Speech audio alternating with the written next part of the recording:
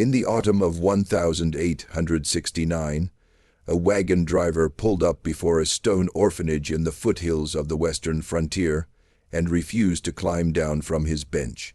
In the back, he had a bundle wrapped in heavy wool, and he would not touch it again. He told the keeper, an elderly woman named Hester Annesley, that he had come across the bundle on the road 3 days earlier, beside a collapsed cart and 2 dead horses. Inside that bundle was a child, a boy around 2 years old to look at him, yet already weighing nearly 50 pounds, with hands the size of a grown man's palms and eyes the color of river slate. The driver took his pay and left before sundown. He never went back to that road. According to a postmaster's account written years later, he sold his team in the next town and bought passage east on the first stagecoach out. He told one person what he had seen on that road, and that person wrote it down. That note still exists in the archives of a county historical society that no longer permits visitors. Hester Annesley raised the boy for the next 12 years. She named him Caspian, after a sea she had never laid eyes on. She fed him from her own kitchen, taught him to read using the only book she owned, and watched him grow. By age 9, he stood taller than any man in the valley. By 12, he could carry a full-grown ox across a creek. By 14, in the spring of 1883, he spoke a sentence to her that she transcribed word for word into her ledger and underlined 3 times. That sentence is why this story exists. This is the account of the last orphanage keeper who raised a giant child, what she witnessed, what she wrote down, and what the boy told her on the night before he vanished. If you find yourself drawn to stories the official record refuses to preserve, subscribe to this channel. Hit the bell. We dig through the parts of history that were deliberately buried, and we do it every week. Share this video with anyone who has ever wondered why old maps show cities that no longer exist, why the foundations of small American towns sometimes look older than the towns themselves, and why so many institutions burned down between 1880 and 1920 with all their records inside. Let us begin. Hester Annesley was 61 when the wagon arrived. She had been the keeper of the St. Vidian home for foundling children for 19 years. Before that, she had been a schoolmistress in a town that no longer appears on any map drawn after 1890. She was a small woman, narrow-shouldered, and she walked with a slight limp from a fall in her childhood. The orphanage she kept was not large. It was a single building of fitted gray stone, 3 stories high, with a slate roof and a row of 7 chimneys that did not all line up with the rooms below. The building was older than the town, older by some accounts than the country. No records existed of who had built it. The deeds in the county courthouse simply listed it as existing prior to settlement. That was not unusual on the western frontier in those decades. Settlers arriving in the 1840s and 1850s often reported finding stone buildings already standing in valleys that were supposedly never inhabited. They reported wells already dug, roads already cut, and in some cases entire town foundations sitting empty beneath the prairie grass. The official explanation was always the same: indigenous peoples, earlier expeditions, trappers, though the explanations rarely matched the construction. The stones at St. Vidian were cut to a tolerance no frontier mason could have achieved. The mortar between them, where it existed at all, was a dark substance that did not weather. Hester once tried to chip a piece loose with a chisel. The chisel broke. The orphanage held, on average, between 11 and 17 children at any given time. Most came from nearby settlements after fevers, accidents, or the slow exhaustion of frontier mothers. A few came from farther away, brought by travelers who had found them along the road and did not know what else to do. Hester kept a ledger of every arrival. That ledger survives. It is one of the most carefully maintained documents of its kind from that period, and it is the primary source for everything that follows. The entry for October 17, 1869, reads as follows: a male child, age estimated 2 years, delivered by an unnamed wagon driver who declined to enter the building. weight approximately 50 pounds. Height approximately 3 feet 6 inches. The child appeared healthy but was unusually large for his apparent age. He did not cry. He did not speak. He observed the room with what Hester described, in her own words, as the patience of an old man. She named him Caspian because the wool blanket he was wrapped in had a pattern that reminded her of waves. The blanket was made of a fabric she could not identify. It did not take dye, did not fray, and did not warm in front of a fire the way wool should. She put it in a chest and locked it. The chest was later found empty. The blanket was never seen again. Caspian's first year at the orphanage passed without incident, except for his appetite. He ate 3 times what the other children ate, and he ate everything: bread, meat, vegetables, raw eggs, fruit cores, fish bones. He chewed bones the way other children chewed bread. He never grew sick. He never refused food. By his 3rd year, he was the size of a 7-year-old. By his 5th year, he was the size of an 11-year-old. The other children were not afraid of him. He was gentle with them in a way Hester found unsettling, because gentleness in a child that size required a kind of awareness that small children simply do not have. He did not speak until he was 6. When he spoke, it was in complete sentences with a clear voice, and the first sentence he spoke was a question. He asked Hester why the stones in the eastern wall of the orphanage were warm to the touch, even in winter. She had not noticed. She went to check. They were warm. She had no answer for him. That night she wrote in her ledger that the boy had spoken for the first time, and that his question had unsettled her in a way she could not put into words. In the 3rd year of his life at the orphanage, a man came from the east to inspect the building. He carried letters of introduction from a society in Philadelphia that Hester had never heard of. He spent 2 days measuring the walls, examining the chimneys, and taking notes in a leather book. He did not speak to the children. He did not eat with them. On the morning of the 3rd day, he came to Hester and asked whether any of the children in her care exhibited unusual physical characteristics. She said no. She did not know why she said no. She had meant to say yes. The man left that afternoon. She never saw him again, but a letter arrived 6 months later from the same society, requesting that any unusual children in her care be sent immediately to a facility in Pennsylvania for further study. She burned the letter in her stove. This was the first sign that someone was looking for Caspian.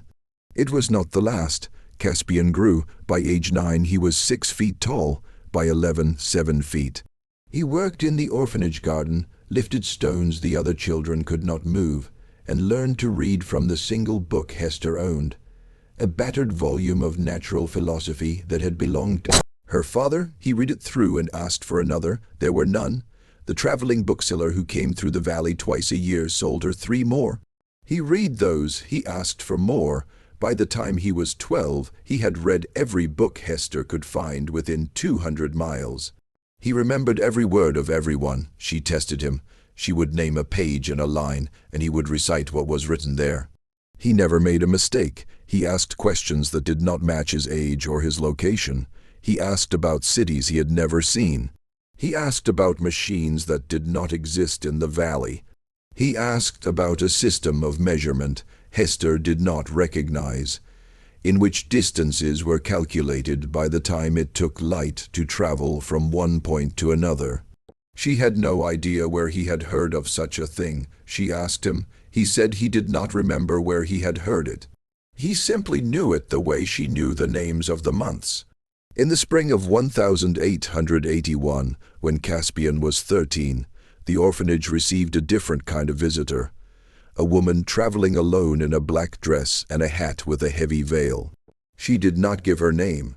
She said she had been sent by a sponsor, whose interest she was not at liberty to disclose. She said she wanted to meet the boy. Hester refused. The woman left without argument.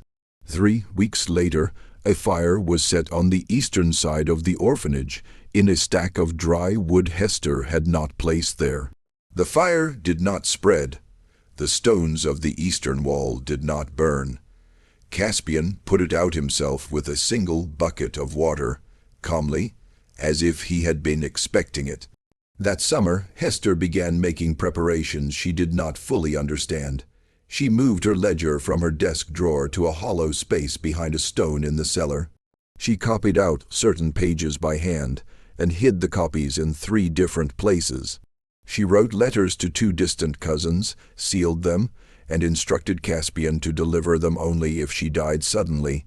She did not explain why. He did not ask. In the autumn of 1882, a second man came from the east. This one wore a black coat and carried a cane with a silver head shaped like a bird. He sat in Hester's parlor and told her calmly that the boy in her care was the property of an institution she had never heard of, and that he was authorized to remove the boy by any means necessary.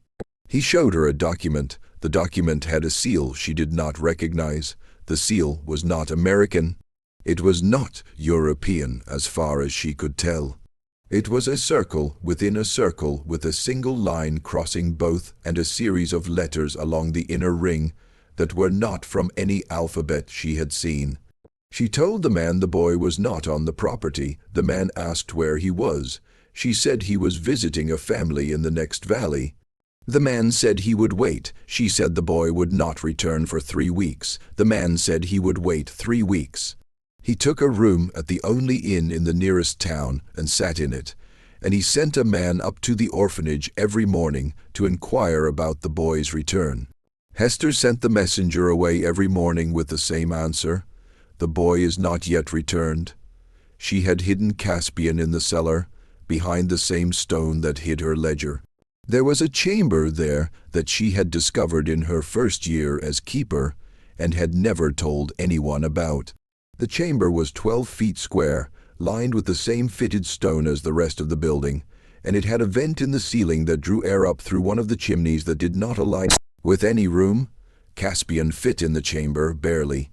He stayed there for 19 days. She brought him food at night while the building slept. He read by candlelight. He did not complain. On the 20th day, the man with the silver-headed cane left the inn and rode east. He did not return. Hester never learned what had recalled him. She suspected in her ledger that someone in his organization had decided the boy was not worth the trouble. She also suspected that this decision was temporary. She brought Caspian out of the chamber on the 20th night. He had grown another inch in 19 days. He was now nearly 8 feet tall, and he was 13 years old.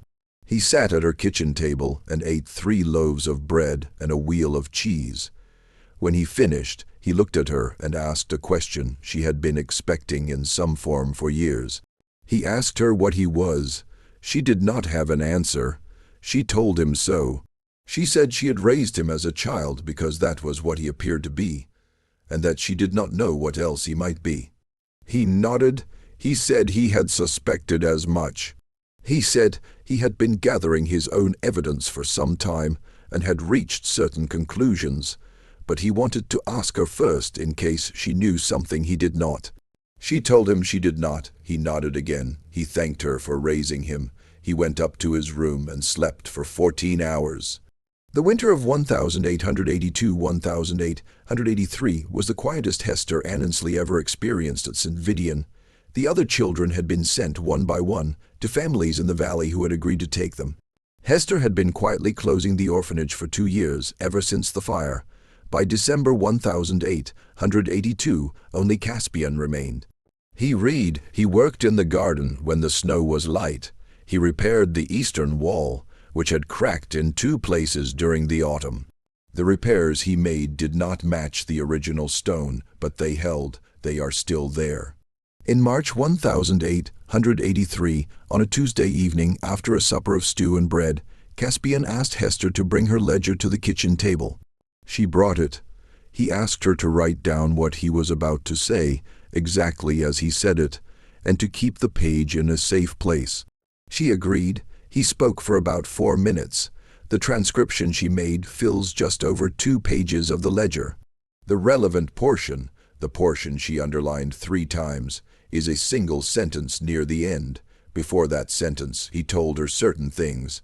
He told her that he remembered, in fragments, a place he had lived before coming to the orphanage. He described it, buildings that reached higher than any building Hester had ever heard of, taller than the church spires in the eastern cities, taller than the lighthouses on the coast. He described streets paved with a substance that was neither stone nor wood, and that gave off a faint warmth.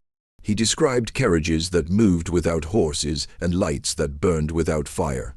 He described a sky that was sometimes red at noon, and a sound that came from beneath the ground at regular intervals, like a heartbeat. He told her he remembered a war.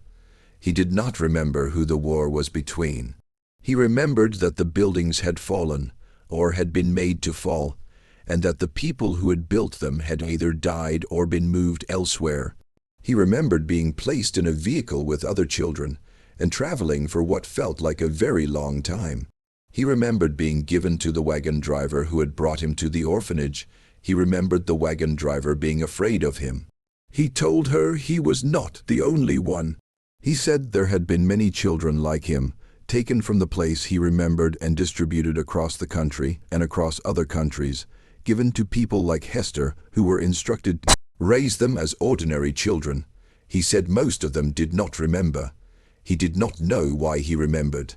He said the men who had come to the orphanage, the man from Philadelphia and the man with the silver-headed cane, were part of an institution that was tracking the children. Some were collected, some were left in place. He did not know what determined the difference, and then he said the sentence Hester underlined 3 times. He said, "The world we live in now is not the world that was, and the people who run it know this, and they do not want the rest of us to remember." He said it calmly. He said it without anger.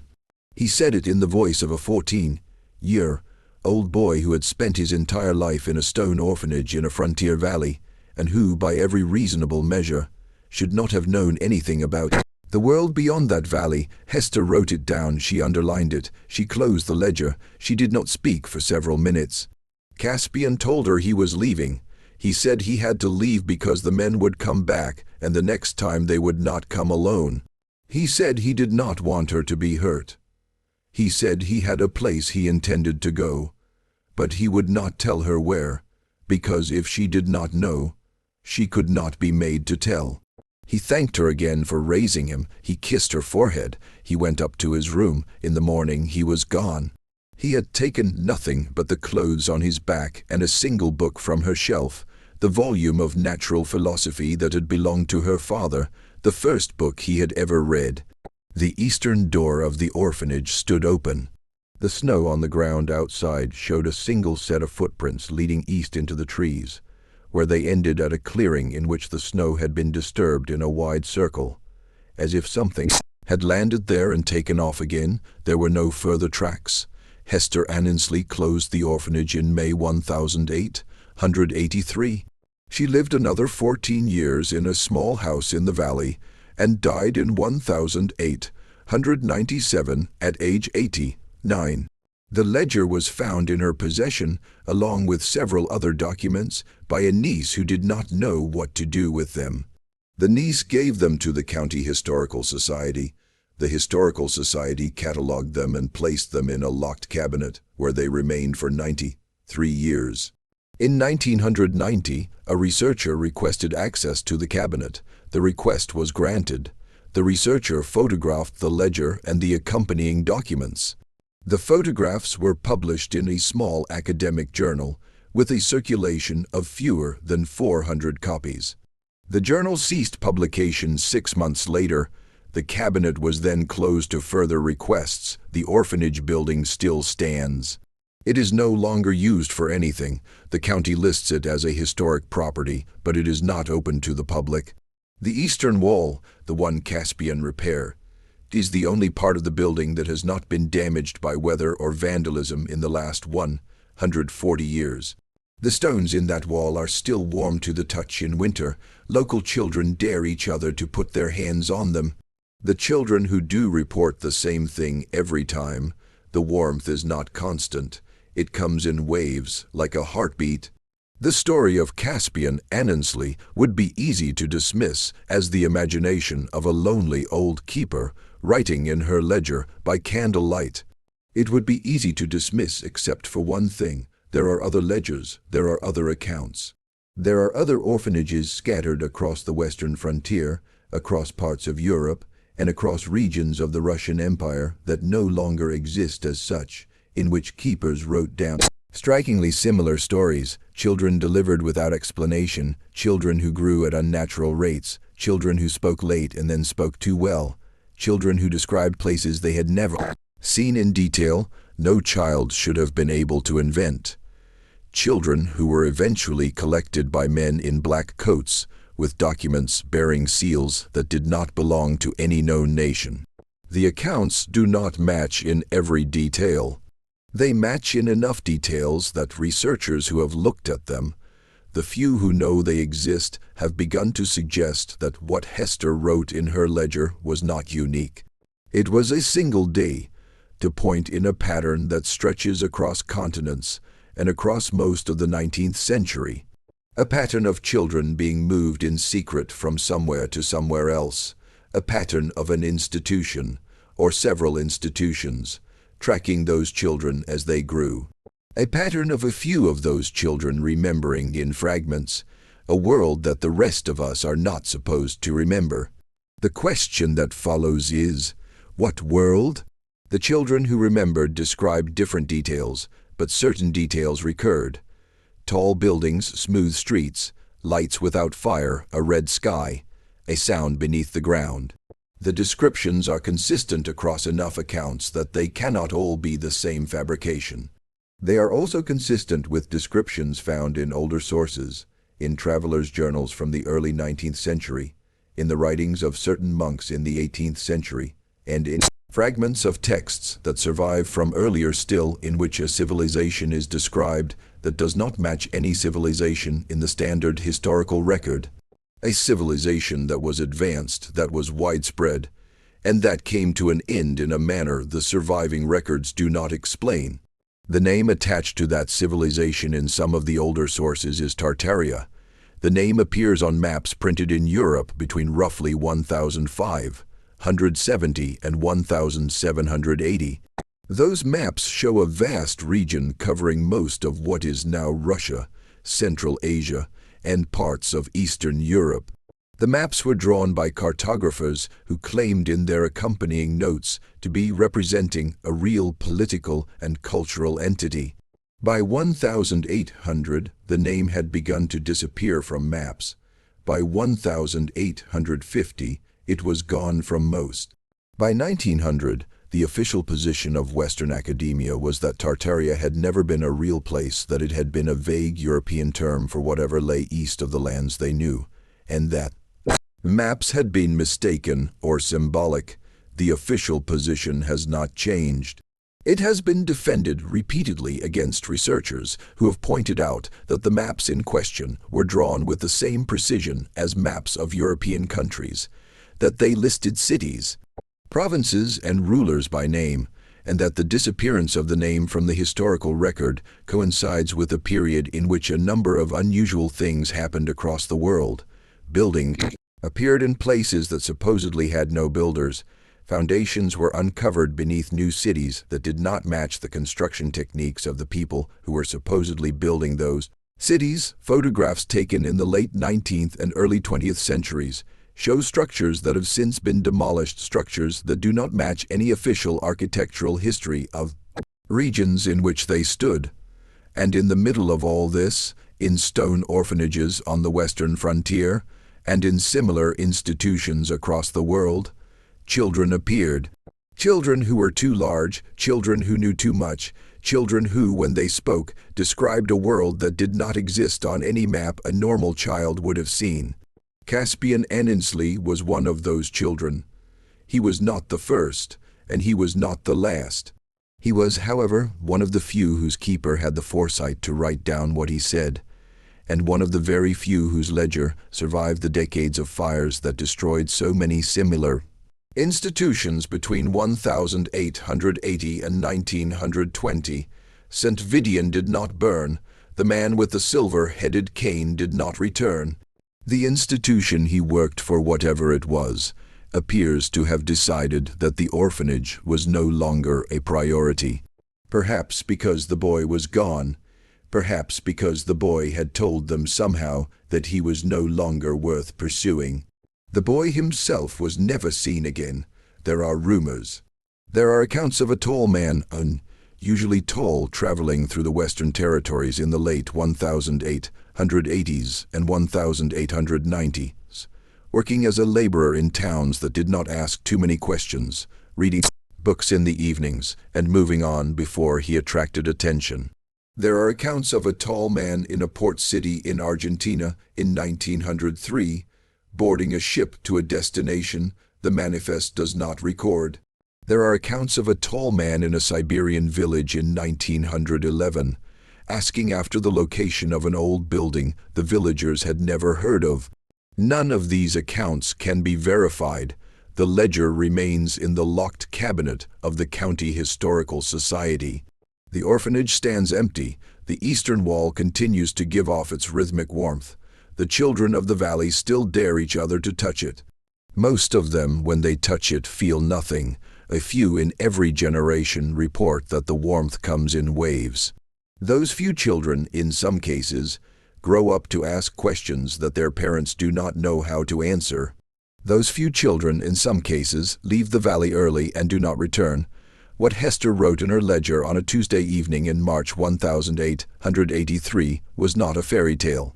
It was the testimony of an old woman who had spent 14 years raising a child she did not understand and who had decided in her last decades that the truth deserved to be recorded somewhere. Even if no one ever read it, she did not believe she was changing the world. She believed she was keeping a record. She believed that someone someday might want to know. That someone is you.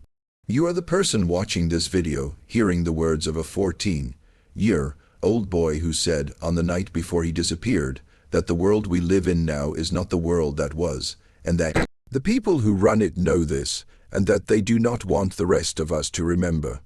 You can dismiss it. Most people will. You can tell yourself it is a story, that the ledger is a forgery, that the maps of Tartaria were a misunderstanding, that the warm stones in the eastern wall are a quirk of geology, that the tall children appearing in scattered orphanages across the 19th century were a coincidence. You can tell yourself all of this and go back to the world you were in before you watched this video and forget what you have heard. The institutions that erased the records the first time are counting on it. They have been counting on it for 142 years. Or you can do what Hester Annesley did. You can decide that the truth deserves to be recorded somewhere. You can pass this story along to one other person, the way she passed her ledger along to her niece, the way her niece passed it to the Historical Society, the way the Historical Society allowed it briefly to be photographed and published in a journal that no one read. You can be the next link in a chain that began on a road in 1869, when a wagon driver refused to come down from his bench, and that has not yet been broken. The boy is gone, the keeper is gone, the orphanage is empty, the ledger is locked in a cabinet in a building that does not admit visitors. But the story is here. The story is in the room with you now, and what you do with it in the next 24 hours is the only part of the story that has not yet been written. Hester Annesley died in the spring of 1897. She was buried in a small cemetery at the edge of the valley, and her grave is marked by a stone that simply says her name and the dates of her life. There is no epitaph. She did not request one. But in the back of the ledger, on the final page, she wrote a single line in pencil, faintly, as if she did not want it to be the first thing a reader saw. The line reads, "I do not know what the boy was. I know what he said, and I believe him." That is the end of the ledger.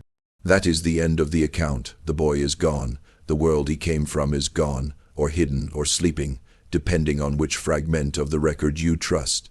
The men in black coats are gone, or have been replaced, or have changed their coats and continued their work under other names. The institutions remain, the pattern remains, the warm stones in the eastern wall remain. And the question Caspian asked on the first day he ever spoke remains unanswered. Why are the stones in the eastern wall warm to the touch even in winter? No one has answered it. No one in 156 years has been able to answer it. The stones are still warm, the wall still stands. The valley still exists, though it is not on every map, and the road that leads to it is not marked, and the orphanage that crouches at the end of that road is not open to visitors. But it is there. And if you go, and if you find it, and if you put your hand on the eastern wall, you will feel what the children of the valley have felt for 6 generations. A warmth that comes in waves, a rhythm that does not match the seasons, a pulse that beats from somewhere beneath the stone, somewhere beneath the foundation, somewhere beneath the valley itself, in a place no excavation has ever reached, and no map has ever shown. The boy heard it, the keeper recorded it, and now you know about it.